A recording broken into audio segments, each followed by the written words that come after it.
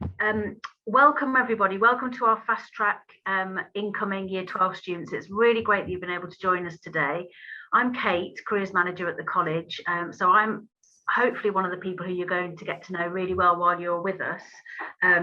So it's really brilliant to have been able to put this on for you to come and do before you even start with us, and great that so many of you have signed up. So thanks to you for coming. Also thanks to Lizzie for running the session. I've been in Lizzie's session before, and it's always a really informative and interesting one, and we're actually really lucky to have some ambassadors joining us later as well, just to add their perspective and answer any questions you've got. So Lizzie, are you going to kind of work through your presentation and then take questions at the end? Yes, I'll do that. Yeah. Okay, brilliant. Well, I'm going to hand over to you to get started. I'm here in the background, but I'm going to stop my video and mute just so it doesn't get in the way. Fantastic. Thank you very much. Well, thank you for that introduction, Kate, and thank you to all of you for coming along. It's wonderful that you've been invited to join in this, so congratulations for that. Also, I hope you can find today really useful. So to introduce myself properly, my name is Lizzie, and I'm here from St Edmund Hall, which is part of the University of Oxford. And what I'm going to be talking to you about today is a bit about university in general, so something you might be aspiring to in the future, something that WQE can help you achieve. Also more about the universities of Oxford and a bit about the University of Cambridge as well, those being two of the top universities here in the UK. Now, I was a student at Oxford myself before I took on this job, so I'm drawing on my perspectives, both as having been a student and professionally as I give you all of this information. If you've got any questions, please do make a note of them, and then we'll have some time at the end where you'll be able to ask me questions, and then hopefully we'll also have a couple of our current students who join the session, and they'll be able to answer questions as well. So if anything comes up, hold it in your mind and we'll get to that section at the end. But for now, what I'm going to do is share my screen with you and show you a presentation, and we'll work through that to get you some of the information we have. So hopefully you can all see that there. Excellent.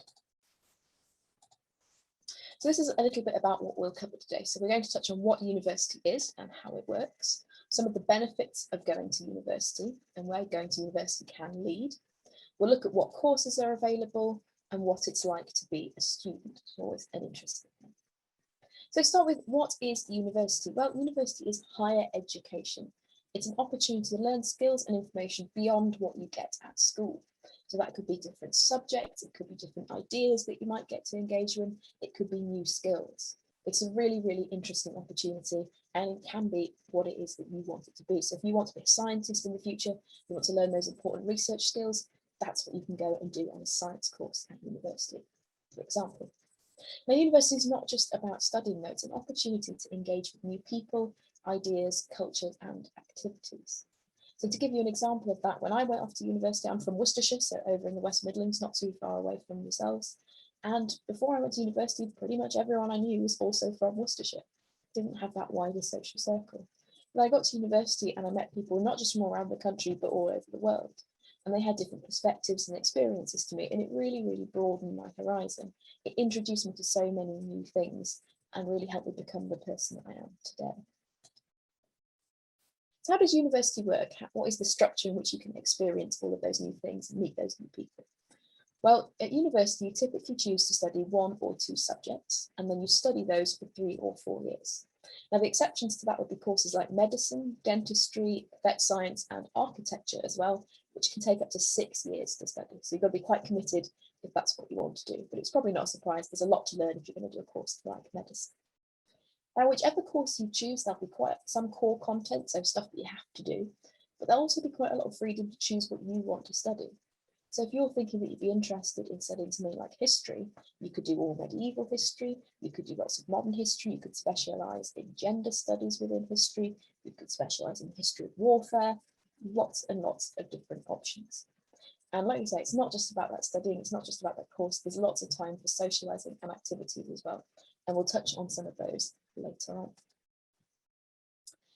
But what is it actually like to sort of go to university? Well, let's give you an idea about that. So the first thing to know is that there are a few different types of university.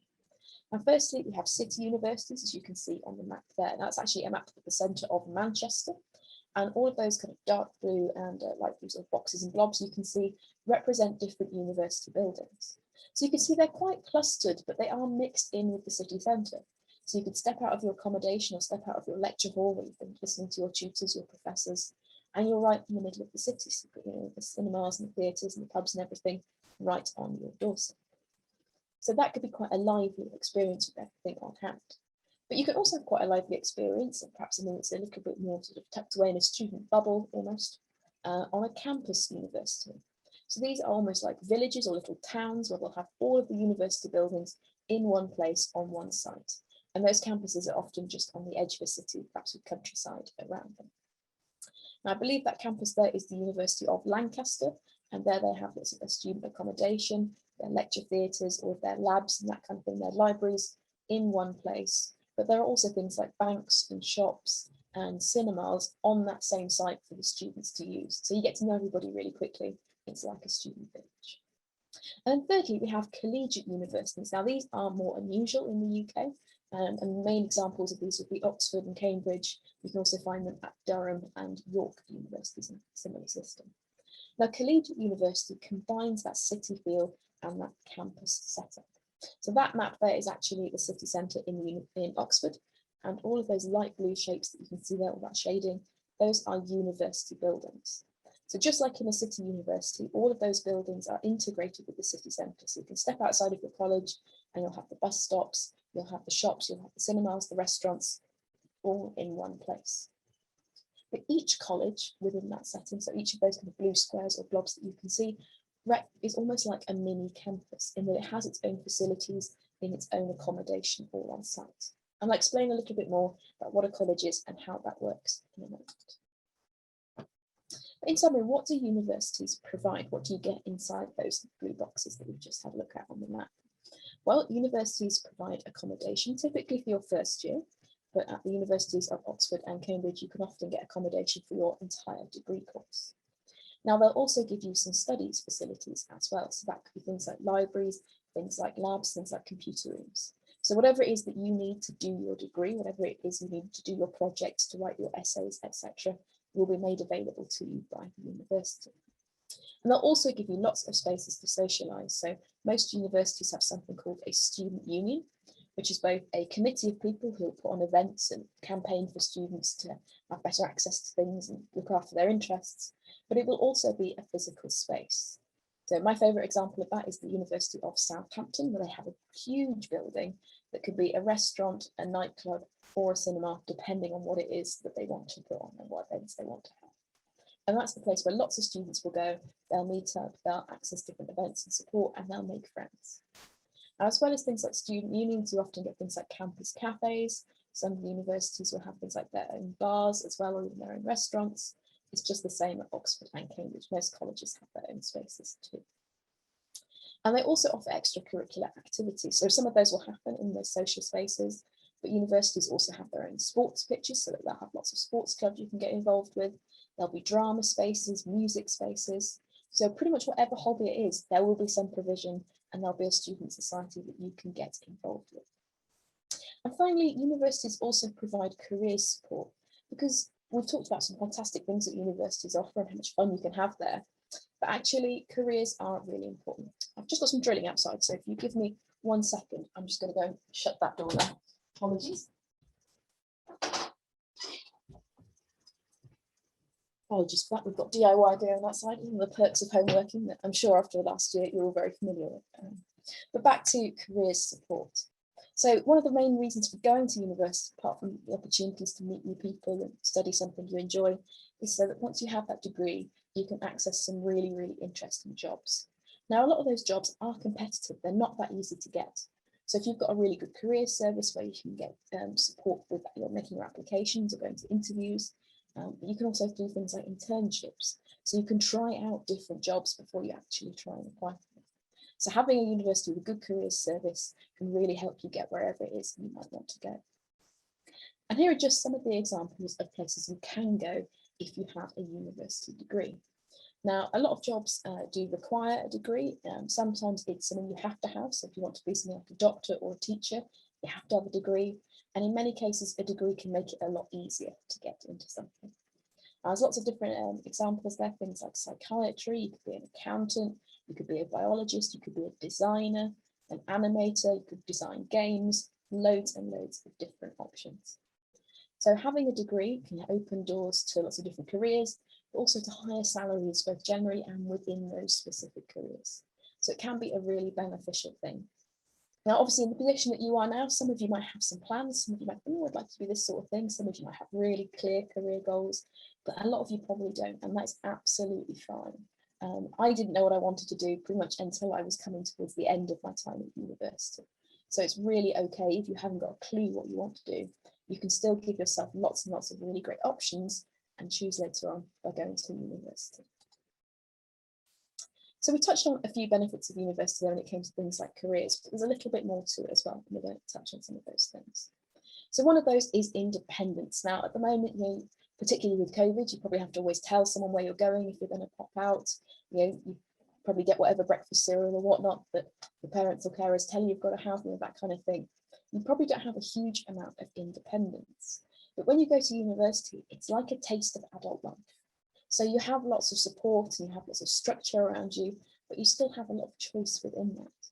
So one of the first examples I have was I remember sitting in Tesco and going to buy some Weetabix, because that was always what my mum gave me for breakfast at home. And I thought, I don't have to buy Weetabix. I can go and have the sugary cereal at the other end. I can get like cookies in a bowl for breakfast because I had that independence. I had that choice. The cookie cereal was good, but you are hungry again by about 10 o'clock. So it's not really just as a tip. Now, alongside that independence, as we've touched on a little bit already, there are lots of chances to meet new people and get involved with things beyond your course. So you might have some hobbies or interests already that you could pursue at university, but lots of people do something completely different. So when I got to university, I knew I quite liked sports and I looked at some of the sports teams, but I wasn't really good enough to get into any of the ones like hockey or football that I played before. But they're actually looking for new members of the women's cricket team. I've never really played cricket before, but I thought it looked enjoyable and like a lot less running. So I went and gave it a go. And I actually ended up playing throughout my degree, and I even got to play for the first team against Cambridge in the famous varsity match. So that was a really cool opportunity that I didn't expect to find, but by being open to new things, I got to try something that I really enjoyed, and I made some great friends through it. Now, obviously, we're talking a lot about university today, and because of the position you're all in, you're here as some fast trackers into the college. So that's why we're really focusing on university. But it is good to bear in mind as you go through the next couple of years that it isn't the only option available to you. Now, there's lots of great things that students go on to do from WQE, and they've got some really fantastic career support from the likes of Kate. So it is good to look around at different things. Think about what it is you might like to do and what routes there are that can help you get there. But for now, we are going to carry on focusing on university. So what can you study? We talked quite a lot about there being different subjects that you can choose. Well, here are just some of them. These are the courses available at the University of Oxford, but there are hundreds more different subjects available across the university. This is only what we happen to offer. Now, some of those will be quite familiar to you, probably from school, things like history or geography, and some of them might be quite different. So for example, material science, which is in that second column there, that's a bit like physics meets chemistry with some engineering thrown in. So it's a really interesting and practical science course that might actually be just what some of you might have in mind, or what some of you might really find interesting. So what I would encourage you to do as you go through sixth form is to think about, well, I've picked these set of A-levels, what can I do with these A-levels? Or I'm interested in these different subject areas, this is what I'm good at. What could I go and do with that? It's not just the things that you might have already done at school. There are lots of different things. So for example, if you're quite good at languages, if you've got an interest there, it's not just conventional languages that you might have had an offer to at school. You can do lots of different ones. So you could do Persian, you could do Sanskrit, you could do Japanese, lots of different options. You could also do ancient languages, so you could do Latin or Greek. There's a lot more out there than you probably realise. But I'd really encourage you to have a little think about what it is that you like and what you enjoy, and go and explore some of these course pages. Because if you go into sixth form and you've got an idea of what it is that you might like to go and do at university, if you think you'd like to go to university, then you can use your time in sixth form to help you prepare to make a great application, to choose the right course and to get in to the right place for you. So definitely have a think about this and do go and explore some of these courses, particularly ones that you might not have seen before or anything on there that you don't recognise. You can go on university websites and see what. Now I'm talking to you today from the University of Oxford, and all of you being fast trackers, you could well have the potential to apply to somewhere like Oxford or Cambridge. So I'm going to talk to you a little bit about what I think, what we think makes Oxford and Cambridge special, and why you might want to consider making an application to one of these universities in the future. Now, Oxford and Cambridge are both world class, so they're not just good universities, they are excellent universities. Pretty much everyone who makes university rankings, or they'll look at the quality of research, they'll look at how much teaching students get, they'll look at what the facilities are like. Pretty much all of those rankings place Oxford and Cambridge right at the top, so sort of top 5, top 10 in the world. And even though they are those fantastic universities, don't feel daunted by that. The reason that people like me come and talk to bright young people like you is because you could be just the sort of people we want to have in our universities. That is what I'm here to do, is to encourage you to think about applying in the future, because you could be exactly the kind of world-class student that we're after. Now, part of what makes them world-class is the excellent resources. So a lot of universities in the UK can offer fantastic resources, both sort of socially and for your recreation, and nice sports facilities and that kind of thing, but also for your studies. Now, at Oxford, for instance, we've got a brand new physics building, which has got lots of incredibly high-tech and specialised equipment that I certainly don't understand, having done geography. But even in the geography department, we had lasers, and we had bioluminescence dating, and we had rock sampling machines, crushing machines, and loads of really interesting equipment to help us study the world around us. If you go down to the art or art history departments, they have really interesting X-ray machines and scanners where they can look at paintings and see, is there a painting behind a painting, or how is this put together, what materials were used in it. So pretty much whatever subject you might be interested in, there's something for you. Probably the best example are the central libraries at Oxford and Cambridge, which have over 13 million books in them each. And that's because for the last 400 years, if you published a book in the UK, you had to give Oxford and Cambridge a copy. So we've literally got all of the books. So whether you want something historic, whether you want something really modern, whether it's the latest textbook you're after, we can support you with those things. Now, we also have a collegiate system. I'm going to explain that in just a moment. And we also have a tutorial teaching system. Now, at university, we showed you that picture right at the beginning. There's a really big room and lots of students in tiered seating. That's a lecture. And it's, to be honest, kind of like what I'm giving you right now. One person talking and a large group of people listening. And that's one of the main ways that teaching happens at universities. Now, on top of that, depending on your subject, you might get seminars, which are quite like classes at school. You might spend time in the lab, you might get to go and do some field work or have some skills training sessions. But something that Oxford and Cambridge offer uniquely is a tutorial system. Now, some other universities do offer tutorials, but it'll be 1 or 2 perhaps each year. Whereas at Oxford and Cambridge, this is our main way of teaching you, and you'll get at least 1 a week on a typical course. Now, tutorials are really small group personalised teaching. I'll be showing you a picture of one a little later, but just to give you an indication, in a tutorial, it's usually your tutor, who will be probably an expert in their field, you and maybe 1 or 2 other students, and that's it. So it's very different from this kind of lecture format where there's pretty much 100 of you and just me speaking to you. It's so much more personal. You can really talk about what is interesting you, and the struggles that you're having, and get some fantastic teaching support.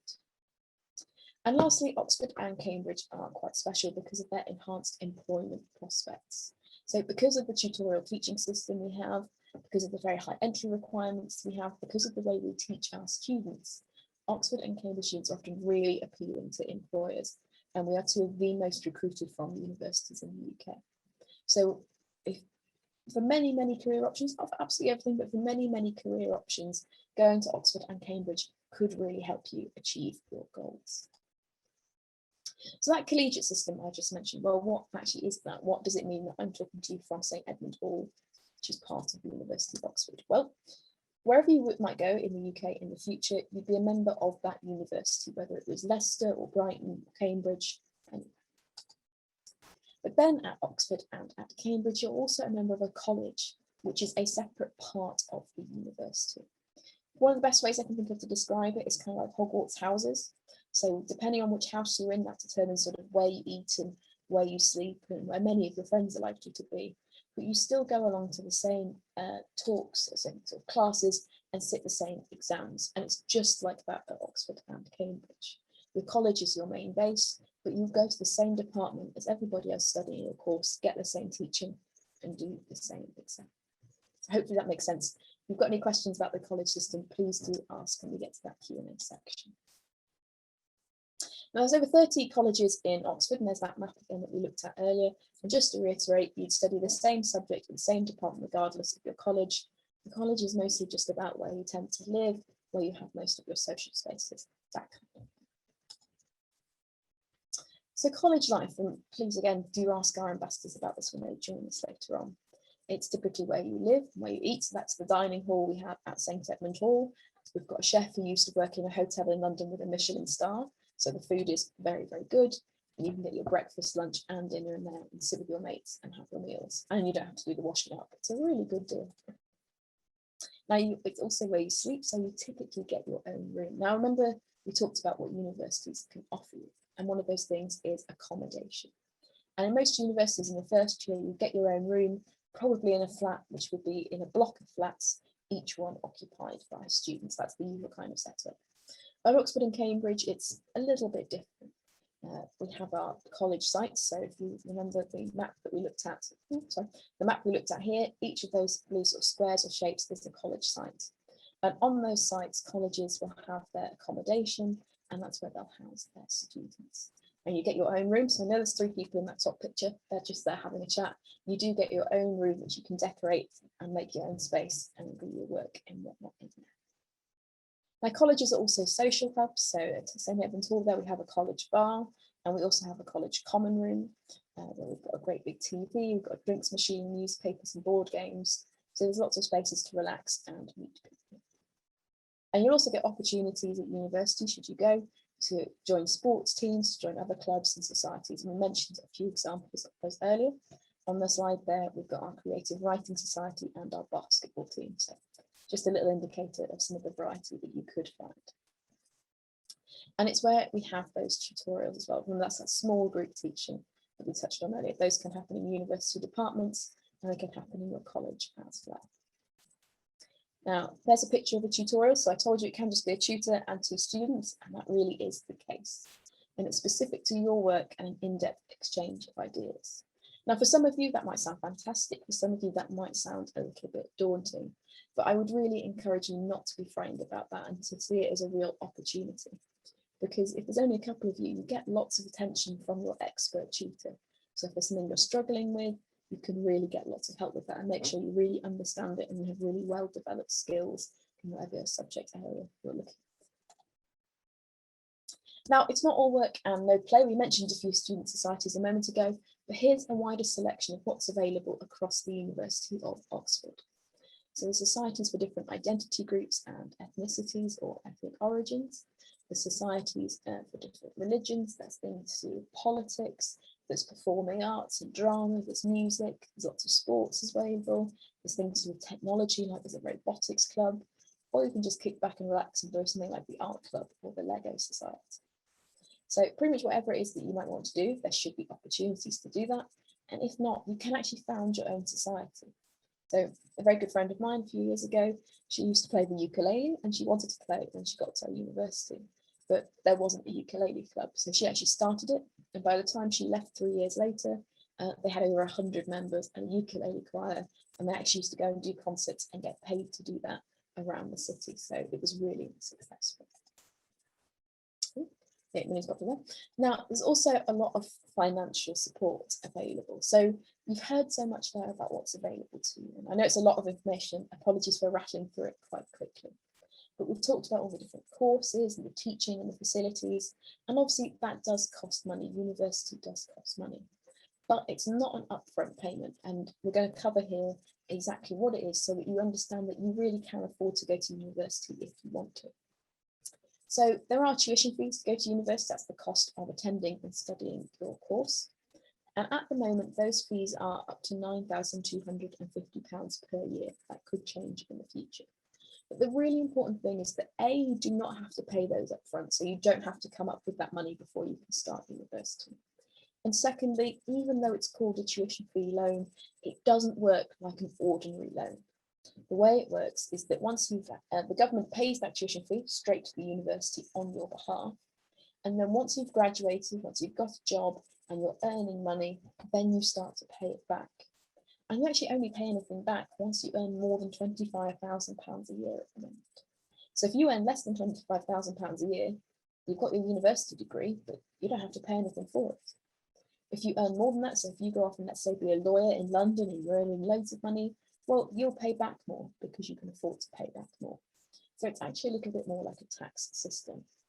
And considering that on some courses, or well, considering that on average, if you've got a university degree, you earn £371,000 more than someone who doesn't over your working life, it's a really good investment. So don't think of it as a loan, think of it more as a tax, so that if you earn a lot more, you'll pay back more. If you earn less, you'll pay back less. It is an affordable system. Now, there's also lots of support available to help you with your living costs, things like rent or the price of food, that kind of thing.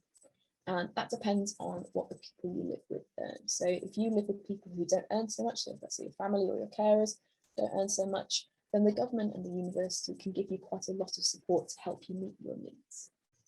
Now, that maintenance loan comes from the government, but bursaries and grants, which is basically fancy words for free money, that typically comes from universities. Now, that figure of £8 million there, it's a big figure. That is how much the University of Oxford gave out last year to its students. So that's just one university, and that's the financial support they provided to their students. It is really, really generous, and it's an extra reason, I think, to consider applying to Oxford and Cambridge, is that they are really financially supportive universities and will make sure that you can afford to study your course and live probably quite well, actually, when you're here. If you have questions about that, please do feel free to ask. I can send on some resources afterwards. Now, our ambassadors will be joining us shortly, but before they get to us, I think there's a few things to add on to what we've looked at. We've talked about all the things that are available at university, some of the benefits of going to some of the different courses. We've touched on how it actually is a really nice, affordable option. But what are we looking for from our students? And you as fast trackers have probably got all the qualities we're about to list here. But I think it's really good to go through them to help you understand that if university is something you're interested in going on to do, you absolutely can. Now, these are the qualities that we are looking for as a university, and this is pretty common to top universities across the country. The three most important things that we're looking for are enthusiasm, academic ability, and academic potential. And that's for your subject. So if you want to study maths at university, you want to see someone who really enjoys maths, who's good at maths, and has the potential to study maths and get better at it. If you're really into English, do you enjoy books? Do you enjoy language? Are you good at working with words? Are you really interested in reading more and learning more and improving your writing skills? That's the sort of thing that we're looking for. And it is for your subject. So I'm sure you're all here because you've got some fantastic GCSE grades coming your way, and that's brilliant. But if you're interested in something like maths, you're not really worried about what you've got in French GCSE, for example. It is in things that would be more relevant. So it's academic ability in your subject area. That's what we're after. And hopefully you've got it from some fantastic GCSE grades and predictions. And hopefully you'll go on to achieve really good things when you go to WQE and you do your A-levels or whatever post-16 qualifications you're doing. Because if you can do a fantastic job with those, then you'll be able to apply to top universities. Now, on top of those three qualities, there's a few other things that we are looking for, a few other things that are common for students at top universities. And those are independent thought, an inquiring mind, and a commitment to study. Now, if you're looking at those and thinking, what are those? I'm not sure if I've got those. Well, you've got at least one, because that's an inquiring mind. An inquiring mind is somebody who will look around and think, well, why is that like that? Or what does that mean? Or if you see something or hear something, you think, well, what's that all about? How did that come to be? If you're the sort of person who has questions and wants to find answers, and it could be about anything, it doesn't have to be about your sort of classic academic things at school. If there are things that you want to find answers for, then that's an inquiring mind. And as you go through school, you will develop things like independent thought, the ability to look at information and make your own conclusions, to come up with your own ideas. And we're also looking for a commitment to study, because university is quite hard work. It's at least 3 years, it could be up to 6 or 7 years of study. So we are looking for students who are committed to doing that study, who will do their work and can do a good job of it. Now, you'll find out more about how you can show these qualities later on in sixth form, where you can come back to things like application sessions, or you can go to university open days and find out how you can show your enthusiasm for your chosen subject, how you can show your academic potential. Now, the last thing about how you can get there. So how can you access university? We've talked about the qualities that we might need, but there's slightly more to it. So to help you understand this, we're going to do a little bit of a quiz. Now, obviously, we're doing this remotely, so you can just do this on your own, but I'm going to ask you a question and see what you can come up with. So the question number 1 is, if you want to do a medicine degree, can you study it if you've got A levels in biology, maths and physics? So if you've chosen those 3 A levels, could you apply for a medicine course in the UK? I'll give you a moment to think about that and then I'll let you know what the answer is.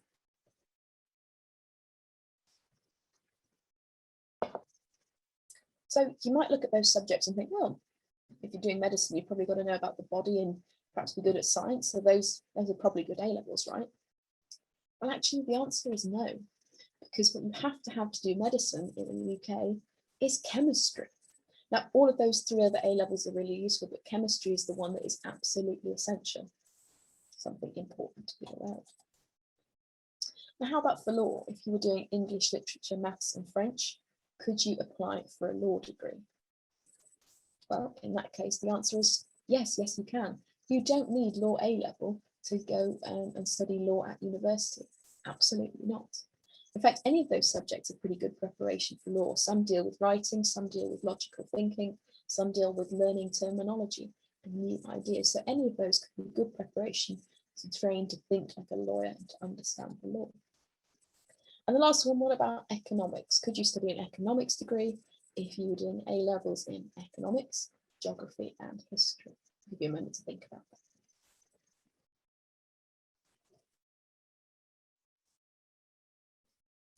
Well, in that case, the answer is it depends. So if you want to do an economics degree at some universities, A levels like that would be absolutely great and you could definitely apply for the course.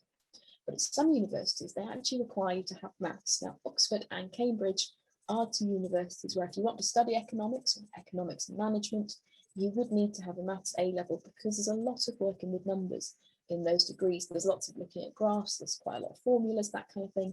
And it's important that you've got that background in maths so that we can see that you could cope with that and you can understand those concepts, be taught to understand those concepts. Now, hopefully what that shows you is that there are some times, if you've got certain degree subjects in mind, where you do have to have certain A levels. But there are also lots of examples where you don't have to have certain A levels. There should be lots of doors open to you, whatever subjects you happen to choose.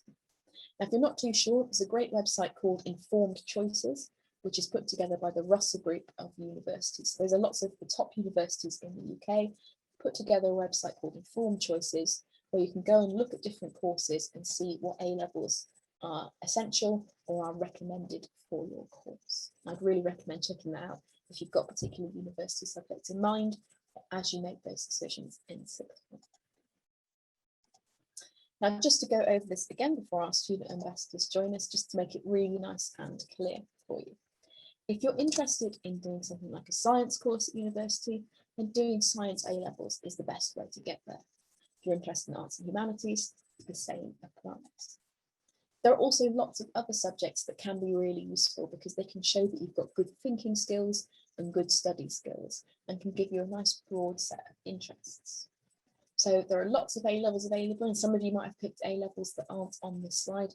That's probably absolutely fine. There's a really wide range of subjects, and the range of A levels that you choose will depend on what you're good at, what you're interested in, and what you want to go on to do in the future.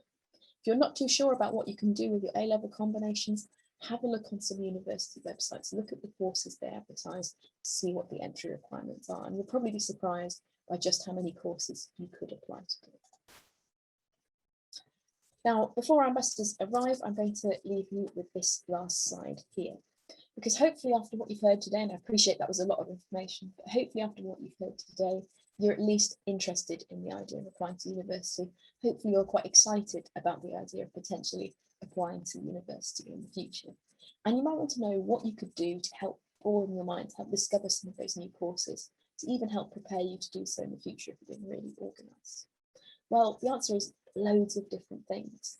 And if you're interested in different subjects, these will actually be enjoyable to do as well. Now on this slide here, we've got a few examples of places where you can find things that you wouldn't necessarily get to do at school. So things like the Numberphile channel on YouTube or websites like Underground Mathematics, they have loads of interesting maths problems that you probably wouldn't get to cover at school. So if that's the kind of thing you're interested in, go and check out those websites and see what you can learn from them.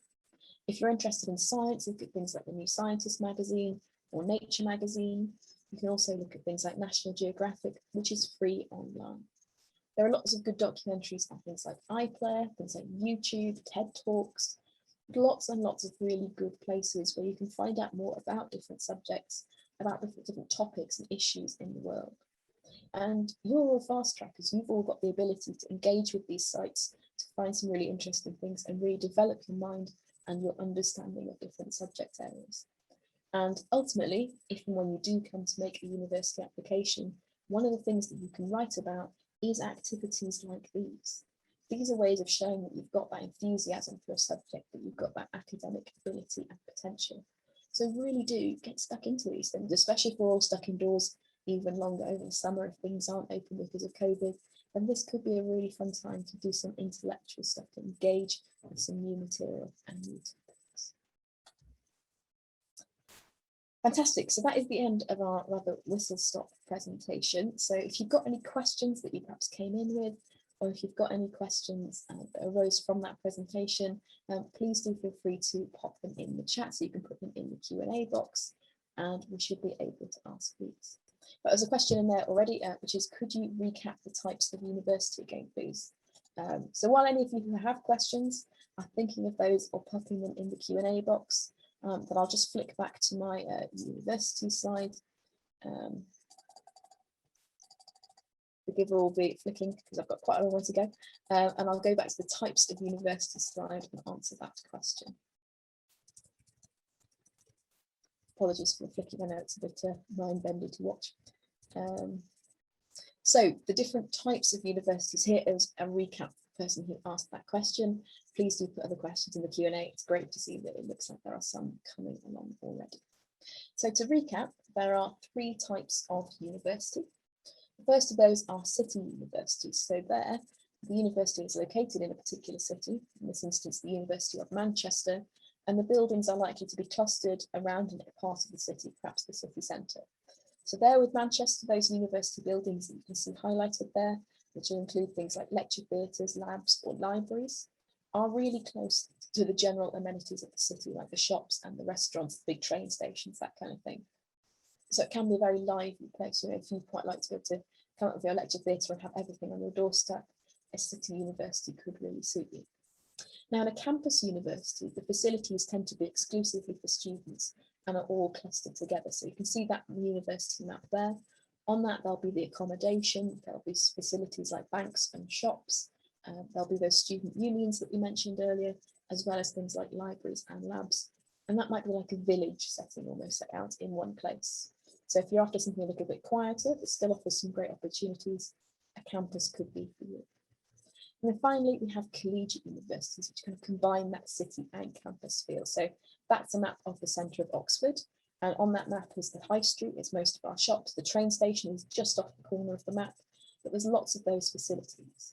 But in amongst that are all those university buildings, including the colleges, which, as we touched on further on in the talk, are like mini campuses in that each college has its own dining room, it's got its own social spaces and its own accommodation. Now, hopefully that helps to explain exactly how those work. Now, it looks like we've got 2 of our fantastic student ambassadors with us, so thank you very much to Chloe and Emma for joining us. So what I'm going to do is stop sharing my screen. I'll get Chloe and Emma to introduce themselves, and then we'll take a look at some of your questions in the chat. Fantastic. So Chloe and Emma, thank you very much for popping your cameras on. Would you like to introduce yourselves, perhaps say who you are, what you're studying, and perhaps where you're from as well? That'd be great. Emma, would you like to start us off? Yeah, hi, I'm Emma. I'm a fresher at the moment. I study Spanish and Russian, and I'm from Cheshire, up near Manchester. Thank you very much. How about you, Chloe? Hi, I'm Chloe. I'm in my end of my third year, studying material science, and I'm from Cambridgeshire. Excellent. Thank you very much. So I'm going to ask you both one quick question while a couple more things come into the chat, and then we'll crack on. So what I'd like to ask both of you to share with us is perhaps why you decided to apply for your particular course, and why you decided to apply to Oxford. So Chloe, would you like to kick us off? Yeah, so at A levels, I did science subjects, so physics, chemistry, and maths. So I knew I liked science, so I kind of wanted to continue that, but didn't really know exactly what I wanted to specialize into. And I discovered materials, and it just sort of seemed to fit with what I wanted out of a course really well. And I chose the Oxford course, like was my favorite, just because of the like how the teaching's done, with like the tutorial style teaching, and also the fourth year is a research project. I thought I'd really like that big kind of coursework element, and yeah, so I'm really looking forward to doing that still. So yeah, just the sort of structure of the course was what attracted me to it. Excellent. How about you, Emma? So yeah, I'd say mine's pretty similar. I took Spanish, philosophy and English literature at A level, and I really enjoyed them all actually, so I wasn't really sure what I wanted to do. And then I eventually sort of followed my nose. I was just doing things I enjoyed, and then they all started heading towards Spanish and then reading in Spanish. And then, so that's what made me choose languages. And then I picked up another one this year because I thought, why not? You know, more languages, more better, presumably. So then I picked Oxford mainly because I had I loved books so much. I really wanted to do a literature-based course, and Oxford has a really, really literature-heavy languages course, the most, you know, of the country. So for me, like with Chloe, it was just the course where I looked at it and I thought that's the course which suits me. So I didn't really particularly pay attention to whether it was like Oxford, Cambridge, Exeter. I paid attention to the content and me and what I would want. Excellent answer. Thank you so much. Well, thank you for those intros, and hopefully those are useful for all of you students attending. Now, we have got quite a few questions in the Q&A, so we will work through those. One or two I'll just answer, the rest I'll pass to our student ambassadors. So there's a question about bursaries. Is anyone eligible for bursaries? The answer is most people might well be eligible for something. So not everybody is eligible. For example, if you come from a household where the income is very high, so if you've got two parents or carers who are on very high salaries, you probably won't be eligible for any bursaries, because the expectation would be that they would be able to help to support you. But there are lots of bursaries available. So the Islamic Studies Centre offers bursaries for students from Muslim backgrounds in the UK. There are bursaries in certain subjects. There are bursaries for people on low household incomes. There's loads of different ones available. So what I'd recommend doing is going and having a look at Oxford fees and funding. And on there, you can see all the different scholarships we offer. Other universities will have similar pages, so you can find out more about bursaries. But in its essence, yeah, loads of people would be eligible for some sort of bursary. Another question, can you apply for both Oxford and Cambridge? Weirdly, you can't. You can only apply to one in a given year. But if you applied to Oxford and then, let's say, didn't get in or changed your mind, you could apply to Cambridge in the next year. I don't know why we have that rule. It's just a thing. Question for our ambassadors, and we'll go back to this. Here's a good one then. So student ambassadors, I'm going to give you this one. How did you prepare to apply to Oxford and Cambridge? So when you had to go through that admissions process, what was it that you did to help prepare? Emma, you've done it more recently, so perhaps I'll start with you and let Chloe cast her mind back. So I think the thing for me was I just read a lot of books. I enjoyed reading, and I sort of stuck with that. And then I knew that they were probably, you know, you get horror stories about interviews which aren't true anyway. But I tried to think about the books instead of just getting through them, because a lot of the time when I read for pleasure, I just get through the book and then I'm on the next one and I kind of forget what I've read. But I'd say when you're reading, if you're looking to prepare, think about things, because generally they'll be interested in having an in-depth conversation about one book rather than a list of 20 books you've read and you can't say anything about them. So I'd say, but then there's way more than reading, you know, particularly if you're in science, there's lots of other things you can do. Excellent, thank you. So there's a little question that actually ties into that for you. So what sort of thing did you mention in your personal statement when you applied for a language? So a personal statement, for those of you who might not know already, is something that you include with your university application, where you can talk about perhaps books you've read or why you want to do that particular course. So for my one, I talked a lot about the language and the culture, and they naturally fit together very well because generally culture is heavily entwined within the language, particularly if you're looking at stuff like literature. So what I found particularly useful was I actually based my personal statement off a book I read at A-level for the Spanish course, which was Nobody Writes the Colonel by Gabriel García Márquez. And he's a really famous writer. And I thought, this is a cool book. I really like it. So I'm going to read another one he wrote. And then I ended up reading a couple. I think I read 3 books he wrote, sort of over lower 6th. And I really enjoyed them. And then I was talking about how he looked at the same topics in the different books, but sort of contrasts them. And I sort of try to draw them together. So I actually took quite a literature heavy perspective, which some people in my course really don't do. So some of them, like one of my best friends, is really all about learning new languages. He doesn't particularly care about the books, whereas I'm very much, I care about the books and I don't want to know what grammar is really. So I'd say find the bit of language that you enjoy, show that you're like passionate about it and that you want to know more about it and that you want to explore it deeper. Try to, if you can, show connections between things you're bringing up. So instead of it being a sort of scattered approach, show if you can show like a flow of how you've researched deeper. Because if you can kind of say, this is how I followed my nose from one place to another, they can see your thought process, they can pick at that in the interview. And you are also going to feel more confident because you've got one thing to talk about that you know really well, instead of trying to remember like 6 different topics and getting a bit confused over them. So I'd say that's how I would go about it. That was an amazing answer in a lot of detail. Thank you so much. There's a similar question there. Perhaps you can add something to that, Chloe. So somebody's asked, apart from A levels, what would make an application really stand out when applying to Oxford or Cambridge? So Chloe, is there anything that you think is a particularly good thing that you can do, or something that you felt that you did that helped your application stand out, or perhaps something that you got to discuss at interview? So I think obviously it's very subject dependent. So yeah, if you're doing, science technically is very different to sort of more humanities type subjects. So it is very subject dependent. But I think across everything, you just want to show you're passionate. So you want to show like your curiosity with your subject. And materials is something that I didn't study like explicitly at A level. So I had to kind of go out and do things to show that I was interested and to show that I would want to learn while I was at university. So I think, yeah, demonstrating that you're willing to go out there and like enter competitions and read new books and find links between things. I kind of, with my personal statement, I sort of told a story. So I'd go from like one thing to the next and sort of how like everything connected quite well because it was kind of showing my thought process of like how I went through things. So yeah, just showing you're passionate, and you just want that to come across really in a personal statement. It doesn't matter exactly what you do, but it's like what you take from what you did, I think is quite important.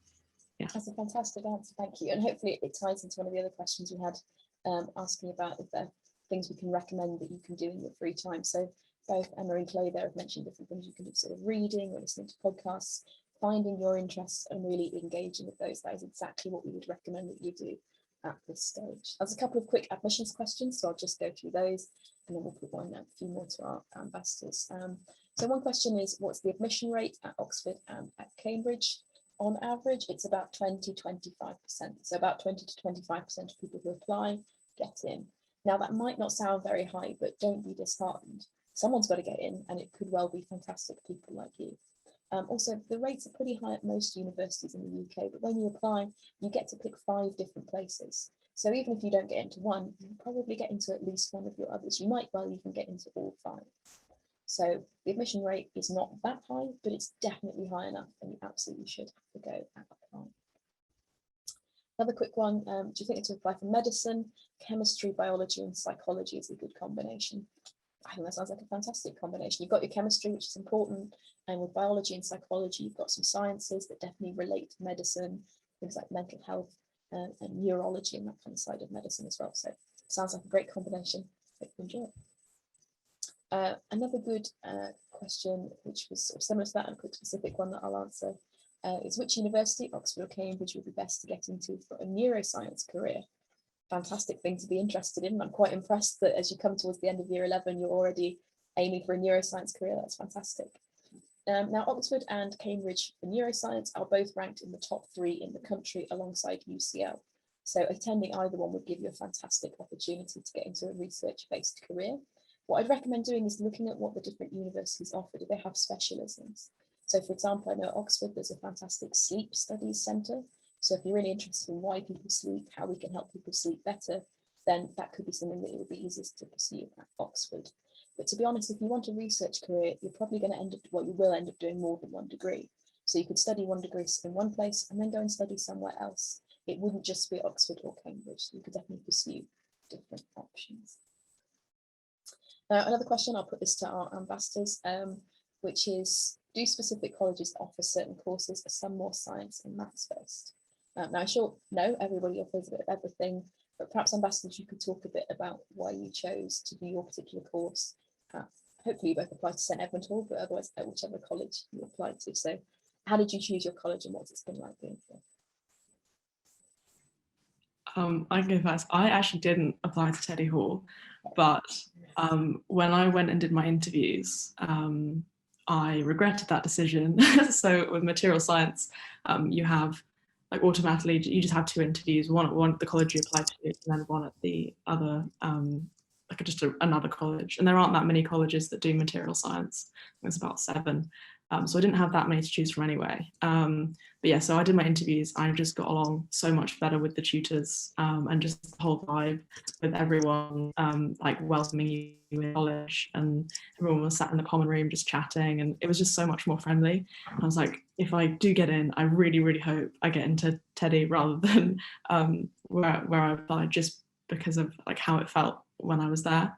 I think generally you can't go too far wrong with picking colleges. I think everyone's personality sort of suits different colleges better. Yeah, it just sort of depends on you as a person. I think speaking to people who go to the colleges is helpful, so open days and things, and talking to people is always good. But it's not as big a decision as you might think it is. I think people stress over it quite a lot, but I think you talk to anyone and they're all like, my college is the best. So yeah, I mean, obviously Teddy Hall is the best, but yeah, like we all kind of have that. So it doesn't matter too much, but yeah, you'll end up in the right place is basically my main message, I think. How about you, Emma? How did you choose a college to apply to? I did apply to Teddy. I basically narrowed down the things that mattered to me with a college, like having a gym and stuff like that. And then to be honest, once I had the list, I think 4 had everything I wanted. Then I picked on the one I thought was prettiest, which, I found perfectly valid. I didn't get to go to an open day because I was on a gap year, but I just thought, yeah, it's pretty, I'll go there. But I mean, it's turned out fine for me. I mean, with COVID, I can't comment as much on like what people are like because I've had a much more limited sort of social experience. But I'd say all the people in my flat are lovely, and everyone I've met so far has been great. So that's as good as you can get from where we are now. Excellent, thank you. Now we've got a few questions that are sort of related to careers or different course options. So I'll give a little answer, and then if either of our ambassadors want to comment, then please do come in. Chloe, there's a couple of sciencey ones, so perhaps it would be great to hear from you on these. One of them is, what university courses pair well with maths, and where could they lead career-wise? So I'm not going to ask you exactly what career you might want to do. I'm not going to put you on the spot like that. But from perhaps your experience, friends or people around the department, what sort of courses do you think go well with someone who's interested in maths? And are you aware of any different careers they might lead into? Put you on the spot with that in a little bit. Yeah, I'm not really sure I can comment much on that. Yeah, maths is not my strongest thing, so I probably won't be doing anything too maths. But yeah, that's fair. That's absolutely fine. So, in answer to the question, from my point of view, maths is one of the most useful A levels and one of the most useful things you can be interested in or good at when it comes to university courses. Oh, for everything, of course, if you want to do languages, probably doesn't matter how good you are at maths. But if you're interested in any sorts of science careers, then that could be fantastic. And people who are good at maths go into so many different options. So there are things like teaching, and there are things like management. You could work in all sorts of businesses. You could work in finance. You could work in banking. You could work helping people to run their businesses better. So doing things like management consultancy. You could go off and be a scientist. You could be a practical problem solver. You could do things like trying to run transport networks. Basically, loads of different things that might require working with numbers or logical thinking. There is so many options to do with maths, loads and loads. Similar to that question, I'll just answer that quickly. But Oxford and Cambridge are helping you pursue a career in engineering. Both Oxford and Cambridge have got amazing engineering departments. And now, Chloe, in material science, you get to overlap a bit with engineering, don't you, and do some similar projects? Yeah, it's quite similar. Like we graduate with a MEng, so same like engineering kind of degree that engineers do, and the course is structured quite similarly with like, yeah, exams and coursework. So yeah, It's Exactly. So that tells you that there's actually quite a few different things you can do in engineering. I think the question specifically mentioned automotive engineering, things to do with cars and that kind of thing. A friend of mine who actually lived next door to at university, he was doing an engineering course, and he took a year out of his course to go and work for the Red Bull F1 team. And after he graduated, he went and got a job with them. So even if you do a general engineering course, it doesn't have to be just automotive engineering. You'll learn some really useful principles and ways of working that could send you in that direction. Another friend of mine, he's actually gone on to do a PhD on the way that you can inject fuel into engines to be most efficient. So there's loads of things that you could do with engineering. It doesn't have to be a specific automotive engineering degree to take you in that kind of direction. There's a question. Oh, do you want to add something? I was just going to add on, we also have like a Formula student team at Oxford, which is really big, and lots of engineers get involved. And you don't, I mean, there's a few material scientists I know who do that. So that's another thing. It's quite accessible and yeah, really, really helpful for applying for grad jobs, especially for Formula One teams. It's pretty useful. A lot of people have experience, so doing that, but yeah. Excellent. That was a similar question for you actually, Emma, which is about languages. So 2 questions. What can you do with languages, and what careers can you go into after studying a language like Spanish? Now, from people on your sort of courses and whatnot, have you got any ideas about where languages can take people? Yes, this is a question I get asked a lot, and I mean, I suppose the answer for me is I don't know. I don't know what I'm going to do, but I think the way I looked at it was a lot of the humanities are very open. You know, very few people study what they become, particularly in the UK. We're very so you'll see most jobs will say like, we don't care what you studied as long as you've done well in it, because we're generally quite open. And that's actually what led me to be comfortable doing humanities, because I actually had my heart set on science a lot when I was younger. And then I don't really know what I want to do. I think something generic in the business world. I'd like to be able to do something where I can use my languages, but I've broadly ruled out translation because I think it's mind-numbing. But I would say with languages, something like Spanish, or what can you do with Spanish specifically? The answer is quite a lot, because it spans an awful lot of the world. It's one of the most spoken languages. But that isn't the reason to choose a language. You shouldn't choose one based off the opportunities it has necessarily, because you need to really enjoy it, because it is really tough to learn, particularly if you're picking it up at university. So I had 6 months to learn Russian. It's really hard, and I'm moving there in September, and it's really scary, and you just can't do that if you don't like the language for what it is. And I'd say also you'll really struggle to defend why you want to study it if it's like, oh, it will give me good job opportunities. So I'd say pick a language where you love it, go into it with an open mind and say, I don't know what I'm going to do, but I know I can do it all over the world. So I'm sort of taking that as an exciting side of it rather than as a prescriptive side of it. That's a great answer. Yeah, certainly people who were in the same year group as me, some of them went off to do language things. Like there are some who work in things like translating. One of them actually works at the UN, wearing one of those headsets and translating for different people. One of them works as a proofreader. Another one works in retail management. So not explicitly using languages, but using some of those thinking skills that she got from languages. Now we've come towards the end of our session time, but we've got a couple more questions. So Emma and Chloe, if you're happy to stay for a couple more minutes, that would be amazing. If you need to get going, don't worry about that. Same to the students who are with us. If any of you have to go off to something else, then please do. But otherwise, we'll try and get through a couple more questions before we get there. So a few little ones that I will answer. One of them is, do you have to apply for a specific college? And the answer to that is actually you don't. So you can choose a college, but you can also do something called an open application, where you can apply to anywhere at Oxford or anywhere at Cambridge, and the university admissions team will just allocate you to a college. So you can choose one if you'd like to, but you don't have to. A similar question, is it possible to change courses if you change your mind or find that the course you're on doesn't suit you? That depends on the courses and on the universities involved. So at Oxford, for example, you can sometimes change your course, but only from one related course to another. So if you were doing earth sciences, like geology, you could swap to geography. Or I believe if you're doing something like Spanish and Russian, sometimes you can swap to just Spanish or to just Russian. But it does depend. Ideally, you want to pick a course that you're sure that you like, and because we've talked about some of those ways you can explore your subjects, if you go and do those things, you should find that you are pretty certain what you want to do, and hopefully when you get to university, if you're doing that course, it will be the right thing for you. Okay, a couple of quick ones. Could you learn a language from scratch at university? I think, Emma, you answered that one, didn't you? You're doing Russian, is that right?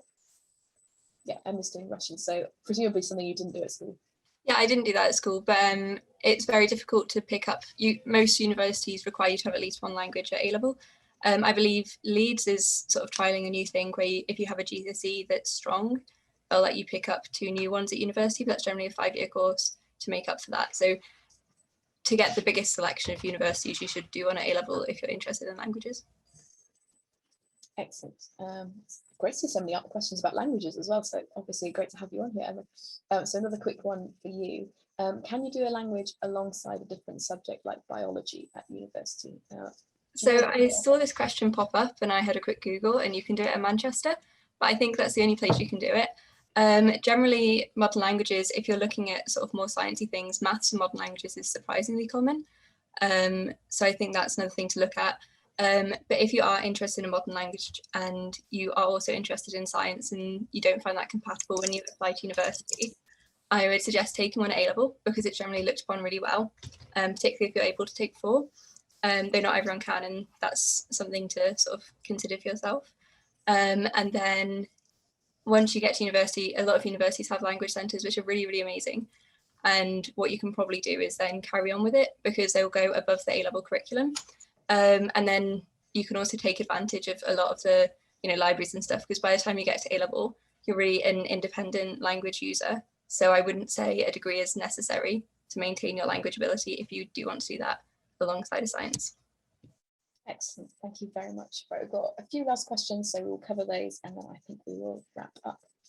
So the first question that we've got left is, does choosing science-related A-levels limit the amount of things you can do at university? Do your A-level options limit the things you can do at university? So to answer sort of, do your A-level options limit the things you can do at university? To an extent, yes. So for example, if you want to do medicine, you haven't got a chemistry A-level, have a quick chat to WQE and make sure that you pick chemistry if you really do want to do medicine, because you've got to have that. So that is an instance where your A-levels will help determine what you can do. Similarly, it'd probably be quite challenging to get onto something like, a language course if you haven't got any language A-levels, but as Emma mentioned, that's not always the case. Some universities might do things a little bit differently.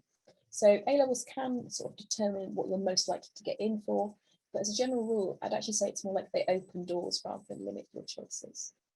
So lots of courses will say, oh, it's helpful if you've got these A-levels, or it could be helpful to have that one, but actually they're not too picky. So you'll probably find that you've got good choices.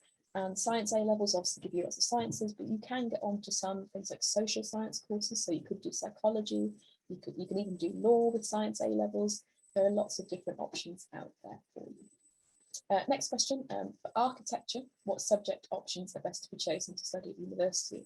You can study architecture at university, so if that's what you want to do, if you want to be an architect, have a look at architecture courses. I know Cambridge offer one, there are several London universities, and I think Manchester has a good architecture course as well. You can also look at different things like environmental design or landscape design, so have a little look at those, and they're kind of related courses, but there's lots of options there. One more for Emma, and then I've got one more for Chloe as well, and then last question and we'll wrap up. So Emma, last one for you. Do you think a French A-level would be a good option for studying linguistics at university? Now I know you don't do linguistics specifically, so I'm not putting you on the spot too much there. No, I don't do linguistics, but most people who do it alongside a language degree, but I think you sometimes can do it independently, but it's less common. I would say generally it will give you a lot of foundation to be able to talk about language, because by studying languages, particularly ones which they have a case system like German, you really get to understand different language formats, which fits in quite well with linguistics, and it will give you an opportunity to talk about, so you've mentioned French, how French has different linguistic structures to English and how they've developed, and that's a really good way for you to sort of have a conversation, because if you've never studied linguistics, it can be difficult to have a conversation about it with nothing to reference. So I'd say it's a really good option to take, particularly because if you're interested in linguistics, you're presumably interested in language as well. So it should sort of kill 2 birds with 1 stone. Amazing, thank you. It's really good to have some sort of subject area specialist as well, because I wouldn't really know how to answer that, so thank you so much. And a vaguely similar question for you, Chloe. Now I know you've done some really cool things with like robotics, is that right? Like engineering and robotics. And we've got a question which is, would Oxford or Cambridge be better if I'd like to pursue a career in computing, software, AI or robotics? So could you comment on what opportunities there are at Oxford in that kind of area? So For me personally, I've managed to get involved with like some extracurricular things. So Oxford has this great society called Engineers Without Borders Oxford. I think a lot of unis have Engineers Without Borders, but I've been able to get involved in, they have like a robotics project every year. So I've done that for the past 2 years. Last year we made a drone for like humanitarian aid and like delivering sort of supplies was the goal of that one. And then this year we're currently working on this like landmine detection robot. So if you're really into the software side of things, you can get involved in that. There's sort of sub teams normally. I sort of tend to get more involved in the hardware.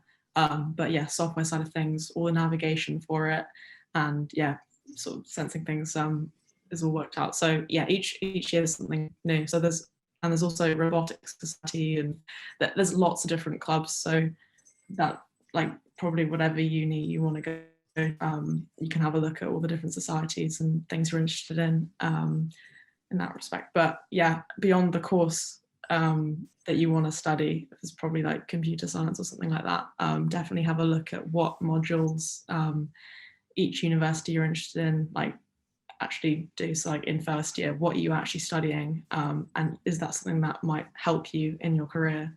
I have no idea what the courses are like, but from an extracurricular point of view, there's loads of opportunities here at Oxford, and you get to work with people from different subjects who maybe don't have the same background as you. You get to work with people, engineers, neuroscientists.